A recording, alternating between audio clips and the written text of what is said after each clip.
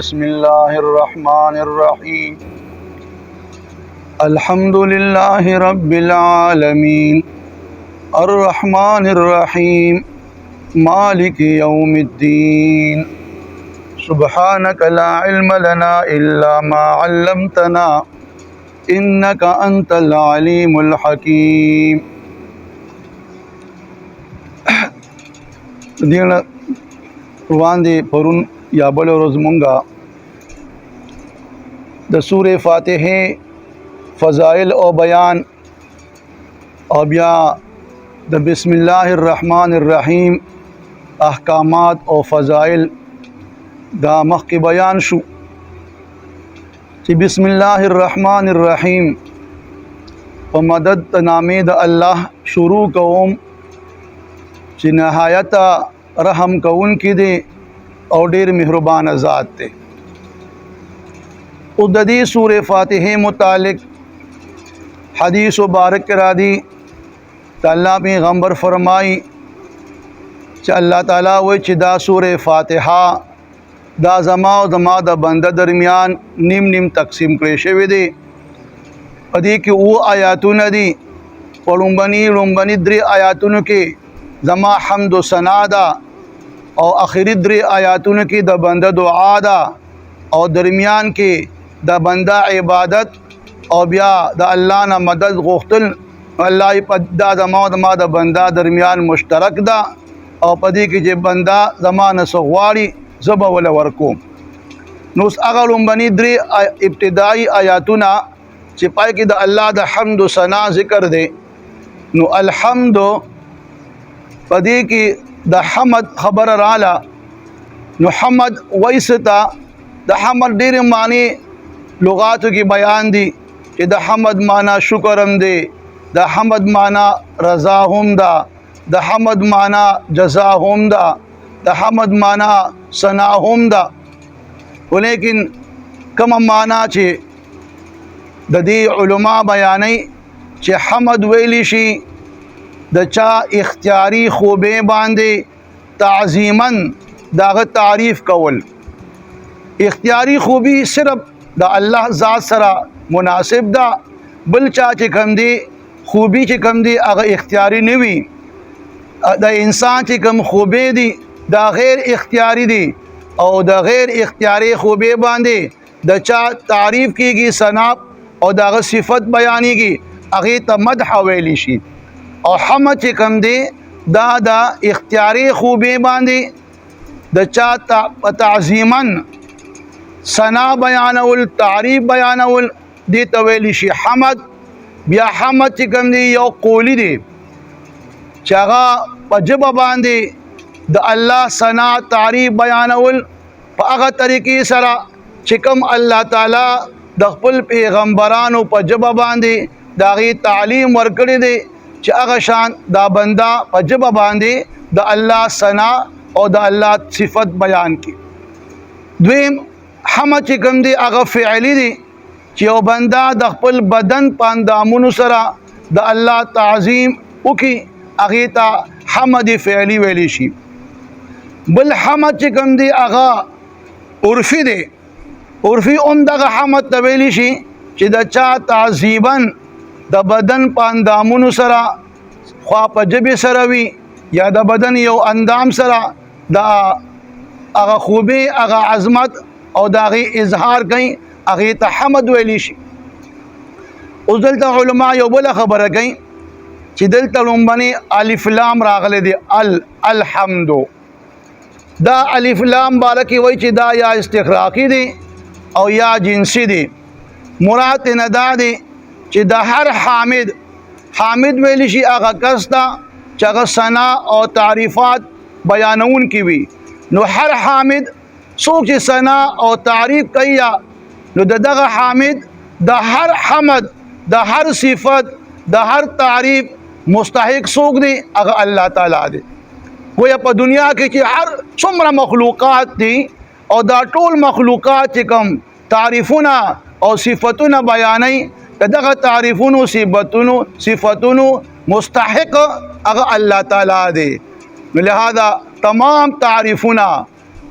الحمد لله بدی لله کې دا لام وی دا د تخصیص د پاره دی چې گویا دا تعریف او د ثنا لایق چې کوم دی هغه صرف الله تعالی دی. باقی چې کوم دی کومنګا د دنیا د یو نظاری تعریف کوه د دنیا کې د یو سیس تعریف کوه. مثلا یو سړی یو ګلاب خوشبو ولیدله محسوس کړه او دې د هغې د خوشبو چې کوم دی تعریف کوي، یا د یو عالم چې کوم دی د علم تعریف کوي، یا د یو کاریګر د هغه د کاریګرۍ تعریف کوي. دا در حقیقت د الله تعالی تعریف دی. ځکه چې په دغه ګل کې دا خوشبو چا اچولې ده؟ د الله تعالی اچولې ده. عالم لا علم چا ورکړی دی؟ الله ورکړی دی. دې کاریګر ته چې کوم دی دا هنر او دا کاریګری چا ښودلې ده؟ دا ورته الله تعالی ښودلې ده. لہذا په دنیا کې چې د چا څه تعریف کیږي د چا، نو هغه چې کوم دی حقیقت کې د الله تعریف دی. نو گویا دلته علما فرمایي چې دلته د مخلوق د پرستۍ هغه جړ بالکل کټ شوه چې څوک نور ته ګوري او د نور هغه رڼا ته ګوري د هغه عبادت کوي.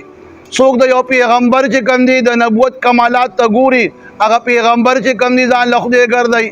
یا چې کوم دی څوک د ستورو چې کوم دی هغه خوبې ته ګوري د هغې هغه خوبې بنا باندې د هغې عبادت کوي. لہذا دلته دا خبره ثابته شوله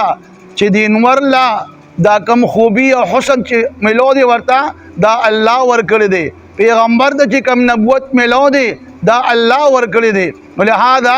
د صاحب کمال چې کم دی هغه د عبادت مستحق نه دی، بلکې خالق کمال چا چې دا کمال پیدا کړی دی هغه کمال خالق چې کم دی هغه د عبادت مستحق دی. بیا دا بیا خبره ده چې الله تعالی چې کوم دی په خپل رحم و کرم بنا باندې څوک د ظاهري منعم چې کوم دی شکریه ادا کوي نو د هغې هم اجازه شته.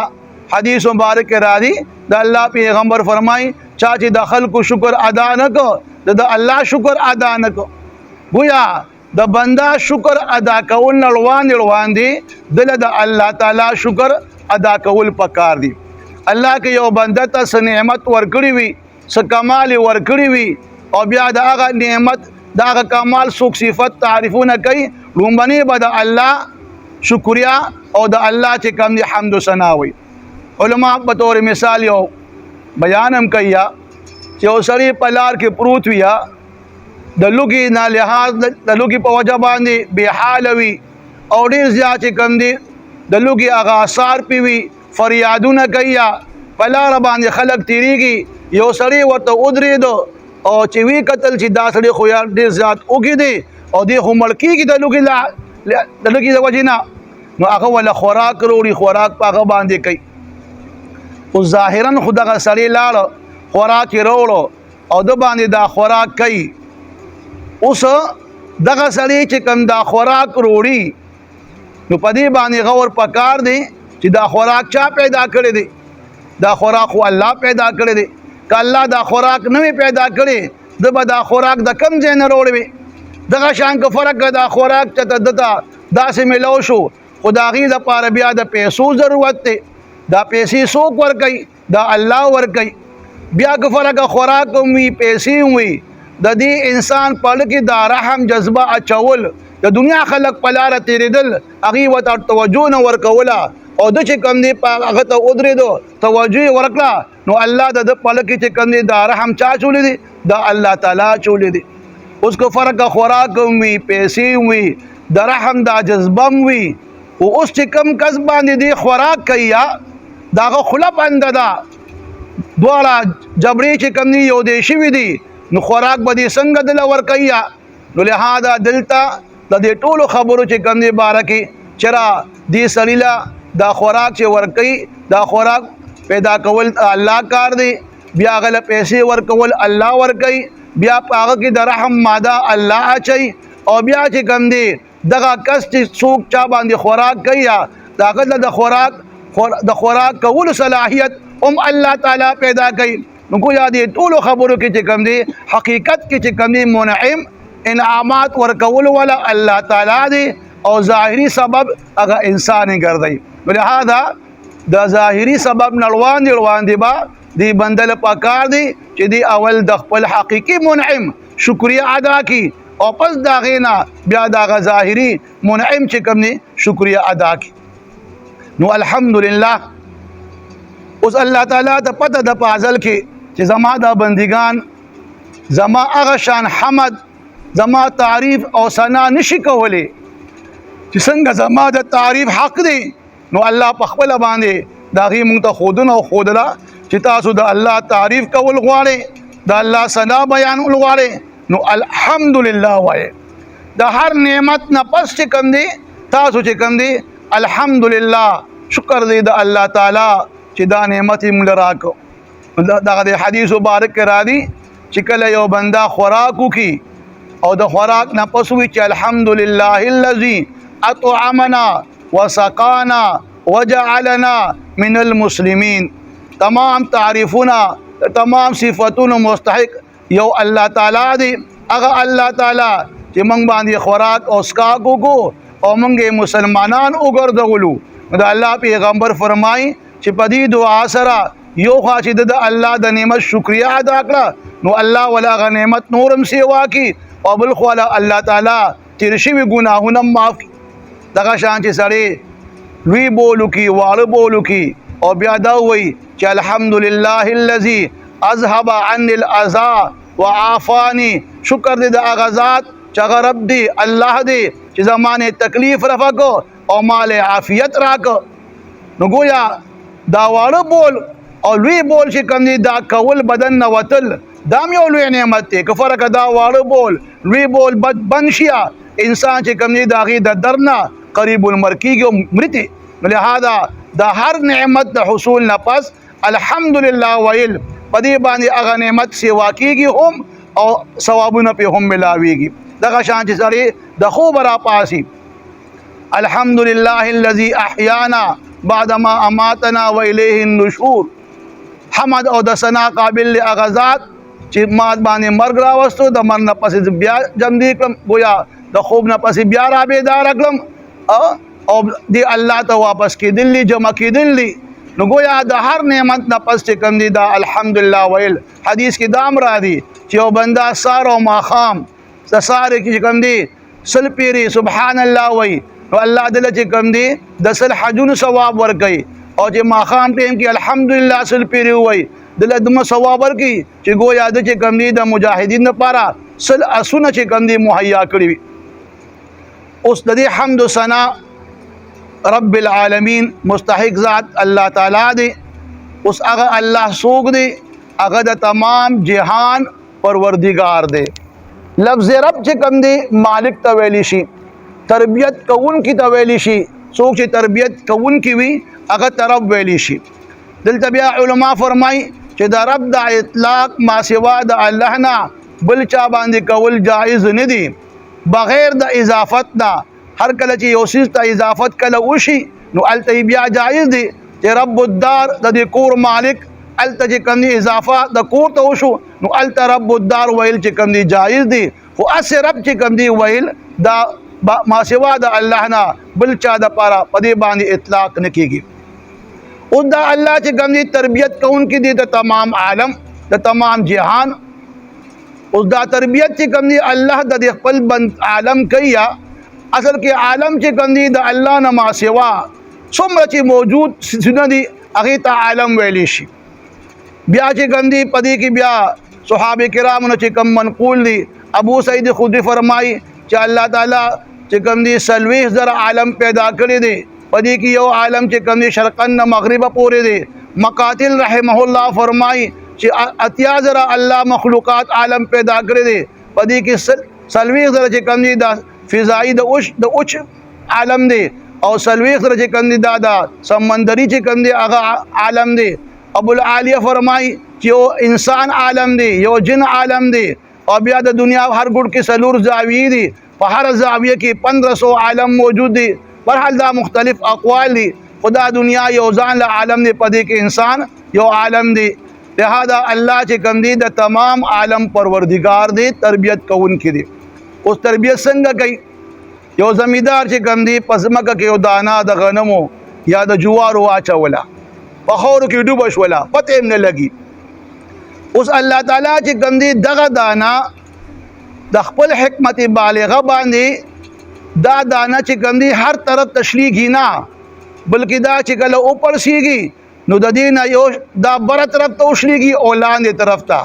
بره چې کوم دی یو نری غوندې شاخ روزي هغه بره ورو غټیږي د هغې نه اونه جوړ شي په هغې بیا شاخونه وي بیا ګلونه شي بیا د هغې نه میوه کې چې کوم دی بیا مغز وغیره بیا مغز کې چې کوم دی روغن وغیره دا ټول چې کوم دی پکې پیدا کیږي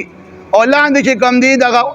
دانه چې اوښلېدله هغه د ځمکې کې کوم دی د جل په شکل کې لاندې روانه ده او دغه جل چې کوم دی بیا د ځمکې نه او د اوبو نه غذا حاصلوي او اونې چې کوم دی د هغې شاخونو ته د هغې ګلونو ته چې کوم دی هغه غذا رسوي اوس چې کوم دی دغه دی کې بیا د دې اونې د پرورش دپاره الله تعالی نور پیدا که هغه د غنمو اونه ده که د جوارو اونه ده نو په دغه بیا چې کوم دی په کائنات ولا مسخر کړی دی د نور په حرارت سره دغه فصل پخیږي د سپومې په شوهګانو سره پکې ذایقه راځي دغه شان چې کوم دی لاندې نو ته اوبه ملاویږي نو الله د هغوی دانې پرورش وکړو تربیت وکړو د هغې نه یو لوی اونه جوړه کړه دغه شان د پلار د شانه د منې یو قطره هغه د مور رحم ته منتقل شي بیا چې کوم دی د هغې نه منجوینه جوړه شي بیا د هغې نه چې کوم دی غوښه جوړه شي غوښې نه بیا چې کوم دی اډوکې وغیره تر دې چې پورا انسان ته جوړ شي بیا دا انسان دنیا ته راشي د مور د خېټې نه بیا الله تعالی د مور بدن کې ولا د پيو چینی جاری کړی وي په دا غې نسکی د مور او پلار په کې ولا شفقت او رحمت او محبت اچولې وي د بچي خیال ساتیا تربیت کوي ورورو چې کوم دی دا بچي غټيږي کمال ته ورسي بالغ شي او چې کله دی کمال ته ورسي او بالغ شو دغه دې کې دی مکلف وګرځیدو او بیا دته د الله د نعمتونو د شکرې ادا کولو حکم شو چې بنده او د الله د دې نعمتونو شکریا ادا کا ځکه چې دی الله ستاسو لپاره د ازمکه چې کوم د ګرځېدو قابل وګرځوله په دې باندې ته ګرځې دغه شان چې کوم دی هوا الله چې کوم دی تعالی دغه سمندر پیدا کړی دی هواګانې چلیږي ته پکې ساله او تاسو چې کوم د سا متعلق اندازه وشوله چې په کرونا کې یو مریض چې کله هغه ته به وینټیلیټر باندې ولګېده نو په لکونو به چې کوم دی شپه ورکوله د دغې هوا دپاره نو که لس شپې وي که اتیا څومره شپې تېرولې نو په لکونو روپۍ چې کوم دی د هوا دپاره هغه استعمالوي الله تعالی مفته چې کوم دی دا هوا درکړې ده د اسمان نه باران وري اوبه راځي ځمکه چینی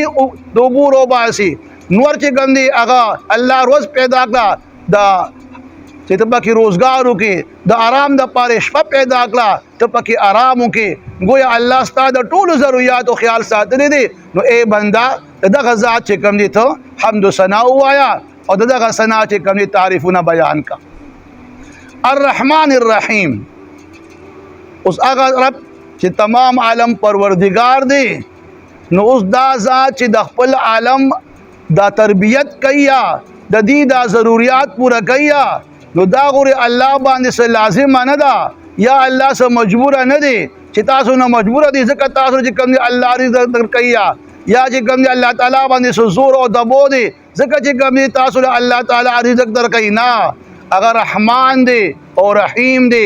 د خپل رحمت په تقاضا سره تاسو پرورش کوي تاسو تربیت کوي او تاسو له چې کوم دی دنیا کې دا رحمت عام ګرځولې دي کو څوک داغه شکریا ادا کوي او کو نه ادا کوي کو څوک داغه عبادت کوي او کو نه کوي اگر رحمان دی خپل رحم په کوي روزي ولا ور کوي د دنیا خوشاله ولا ور کوي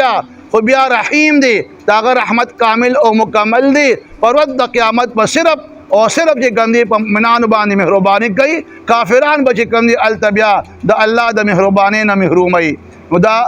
رب العالمین چې پروردگار د تمام عالم دی نو دا دغه د رحمت تقاضا ده چې د خپل عالم چې کوم دی پرورش تربیت داغي ضرورت پوره کوي په دنیا کې او پر ورځ د قیامت باندې بیا مؤمنانو باندې رحم کوي د دې ګناهونو معاف کوي او دوی له بچ کوم دی بدلی د جنت ور کوي او بیا دا ذات مالک یوم الدین دی مالک دی دروازې د جزا اوس دلته دا مالک دروازې د جزا ذکر راغی دین ویلی شي د بدلی ته جزا ته ویلی شي د دین ډېرې معنی دي عبادت تم ویلی شي اطاعت تم ویلی شي دین ویلی شي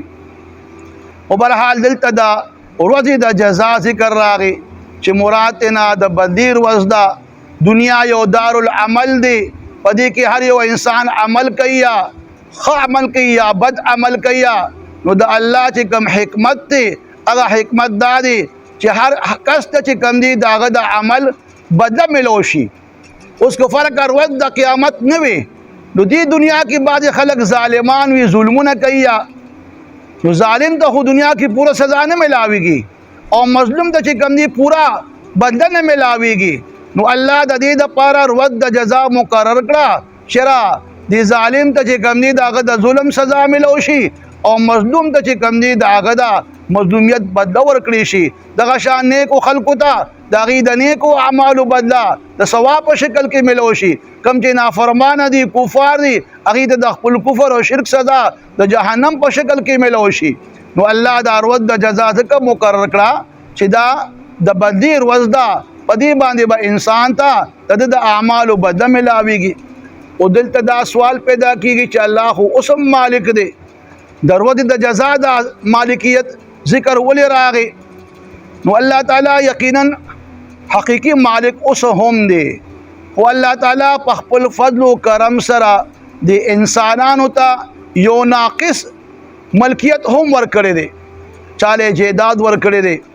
چاله چې کندي کارخانه ورکړي دي چاله چې کندي بنگلي ورکړي دي چاله موټر ورکړي دي چاله چې کندي وزارت ورکړي دي عہدے ورکړي دي څوک وزیر اعظم ګرځولې دي څوک وزیر اعلی ګرځولې دي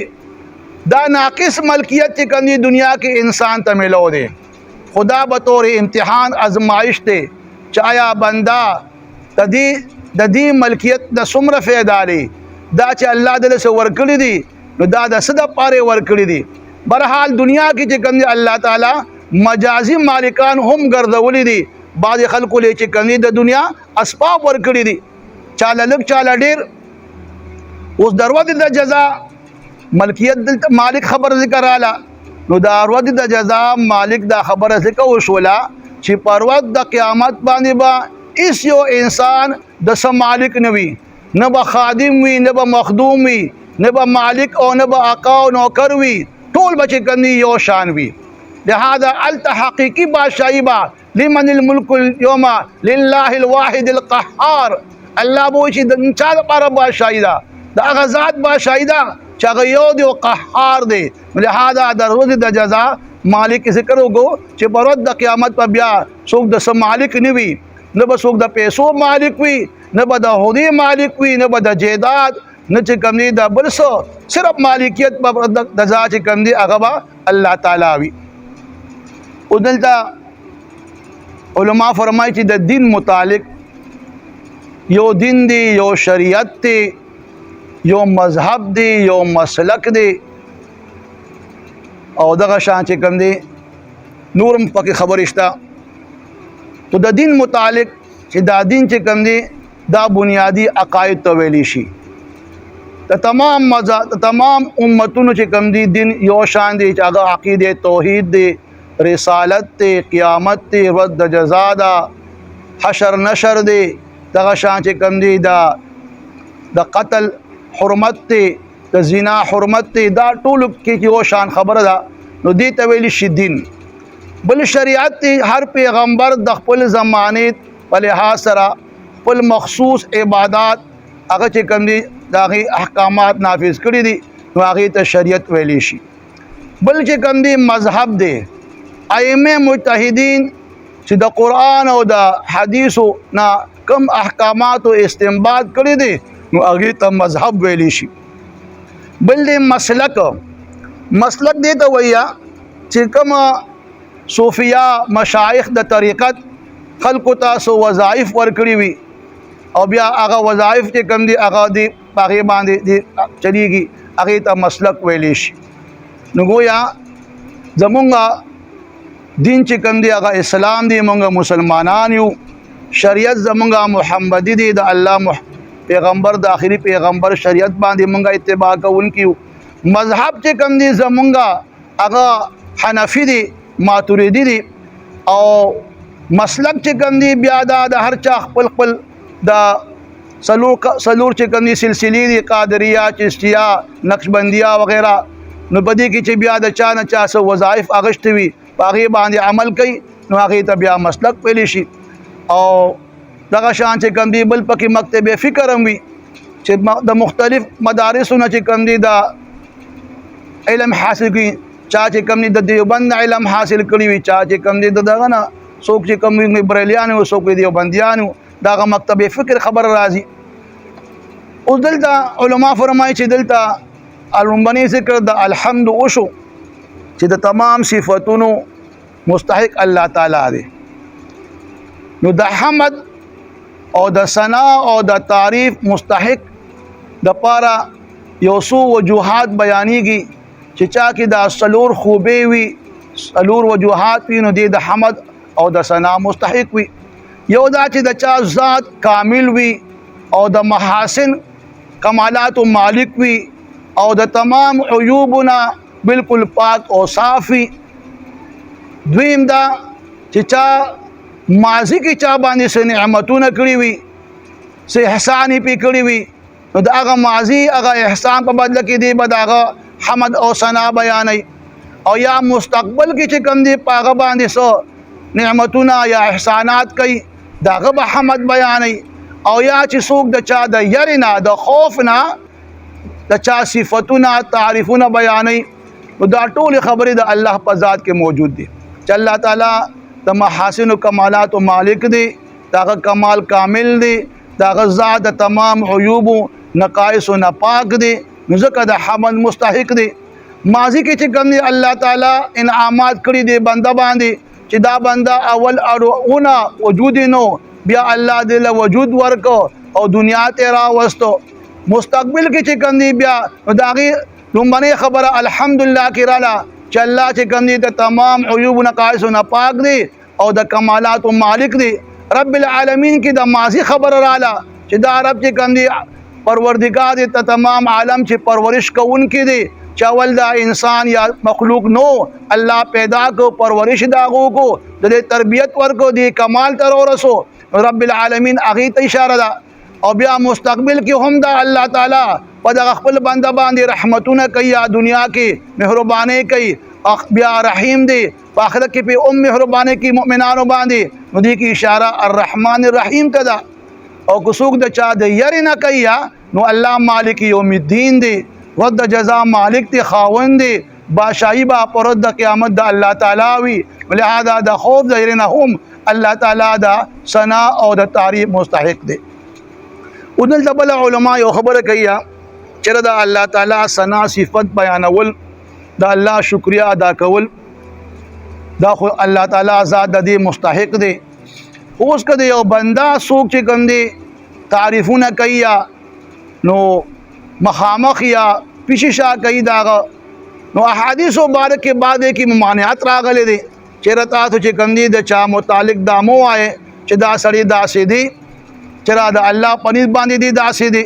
ځکه چې داسې ځکه مو وایي چې دا پته نه لګي چې آیا دی د الله پنځ داسې دی او کنه دی. البته داسې ویلی شي چې زما ګمان داسې دی چې دغه دا خوبې دي، باقی حقیقت الله ته معلوم دی. نو که داسې خبرو کې د چا باره کې نو داوی خیر دی، او کنه ته بالکل داوی چې دا سړی خو د الله پنځ چې کوم دی لوی درجه ته رسېدلی دی، د داسې تعریف کوونه چې کوم دی ممانعت دی. بیا پای کې علما بل خبره کوي چې یو خو چې کوم دی د چا مخامخ څوک صفت بیانوي، تعریف بیانوي، نو که هغه چې کوم دی هغه صفت بې ځایه وي، پای کې مبالغه ډېره وي او پای کې دا یره وي چې په دې تعریف او صفت سره د انسان کې غرور او تکبر راځي، نو داسې صفت چې کوم دی تعریف بیانول دا منع دي. او که فرق یو انسان کې کمال تقوا کې پختګي وي او داغه چې کوم دی بیا څوک تعریف کوي او داغه کې بیا هغه کې څو غرور تکبر نه راځي او داغه د یو نیک خصلت باره کې ذکر کوي د دې دپاره چې په دغه نیک خصلت باندې دی برقرار پاتې شي، په دې کې دی نورم زیاتوالی راولي، بیا دغه دی کې دغه هغه صفت بیانول جایز دي، خو چې پای کې مبالغه نه وي او بې ځایه نه وي، بېجا چې کوم دی دغه تعریف نه وي. باقي کله کله یو انسان چا باندې څه احسان کړی وي او بیا چې کوم دی هغه سړی چې کوم دی هغه یو ګناه ته مایل کېږي او یا په خپل محسن باندې څه زیاتې کول غواړي، نو د هغه د زیاتې نه بچ کول لپاره چې هغه دغه ګناه کې مبتلا نشي، نو د هغه ته چې کوم دی که بیا خپل هغه خصوصیات بیانوي چې را ما تا باندې دا کړي دي یا ما دا نه کړي. نو علما هلته یو خبره بیانوي د عثمان غني الله عنه بارکه چې کله باغیانو د هغه نه محاصره وکړه، نو هغه چې کوم دی دغه باغیانو ته وایي چې تاسو ته پته نشته چې د الله د پیغمبر په زمانه کې مدینه منوره کې د اوبو ډېر زیات کمی او د خوږو اوبو چې کوم دی کویانو یو کویو بیر روما د هغې بارک د الله پیغمبر فرمایي چې څوک به دا کوی والي او دا به وقف کی چې الله هغه له چې کوم دی جنت کې چې کوم دی دغه شان کوی ورکړي، ما چې کوم دی هغه کوی واغستو او هغه چې کوم دی ما وقف کو، اوس چې کوم دی تاسو ماته د هغې نه یو ګوټ اوبه نه راکوئ.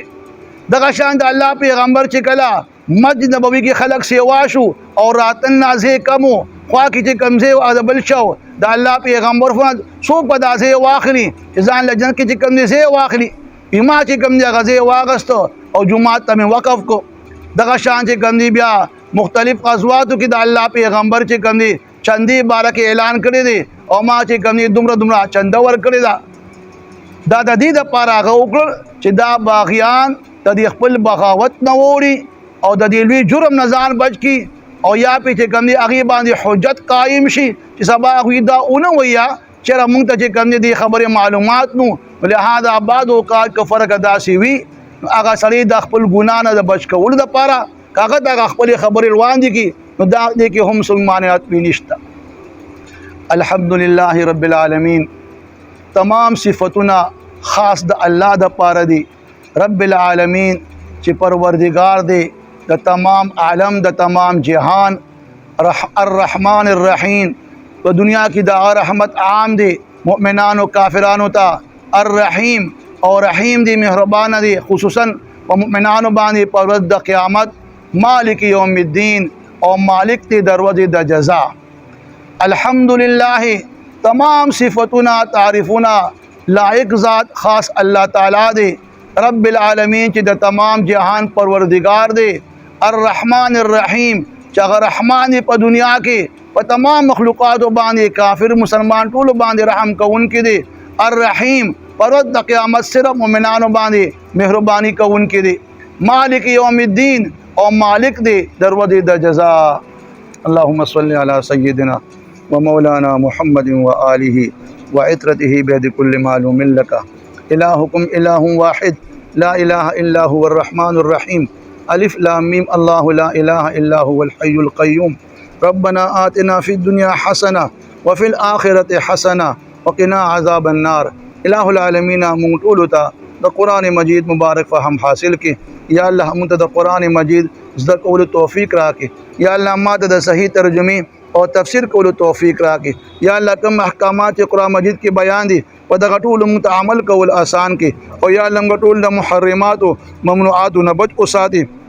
الہ العالمین تمام مؤمنانو مردگانو مغفرت نصیب کړي. یا الله بیمارانو ته صحت کامله نصیب وګرځي. یا الله دین پریشانی تکلیفات مشکلات رفع کړي. یا الله د مشری حاجات د خپل غیبی خزانو نه پوره کړي. رب کریم دا پکم مینه محبت ته چې کوم ناس تکو یا الله دا ناستا پرد د قیامت په سختو کې زنګ پکار راولي. رب کریم زنګ د امین او محبت همیشه د پاره قائم او دائم لري. یا الله څنګه چې مونږ ابتدا کې د محبت اظهار کو یا الله تر اخره پورې یا الله العالمین مونږ ته د قرآن مجید د زده کې توفیق نصیب وګرځوا. یا الله موږ ټول کامل ایمان خوندان کې. یا الله موږ ټول نیکان صالحان کې. یا الله زنګ بچی نیکان صالحان کې. یا الله زنګ بیبیان نیکان صالحان کې. یا الله ستا بندګانو عاجز کمزور خطاکار ګناهګار یا الله زنګ ګناهونه معاف کې. یا الله زنګ ناراضي شي ख़ातिमन बिल ईमान नसीब के, या अल्लाह तो पखबल ईमान साबित कदमी नसीब कर दे। वसल्लल्लाहु तआला अला खैर खल्क़िही मुहम्मदिन व आलिही व अस्हाबिही अजमाइन आमीन